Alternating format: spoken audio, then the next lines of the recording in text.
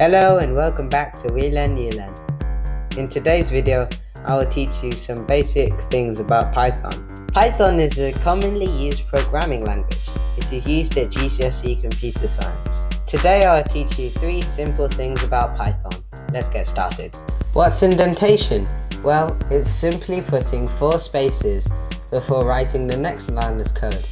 You can also indent by pressing the tab button on your keyboard. You should do this if there is a colon at the end of the previous line. Okay, on to the next thing. This is useful to know, but not really essential.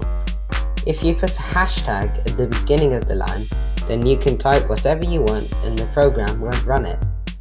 This is used to explain parts of the program to others. Final tip, this is very useful. Python has additional modules and these can be accessed by importing them, like this. Turtle, an example of a module, can be used to draw shapes, lines, patterns, and you can even make video games with it. Okay, that's it for today. Thanks for watching. Please like and subscribe and I'll see you again soon. Goodbye!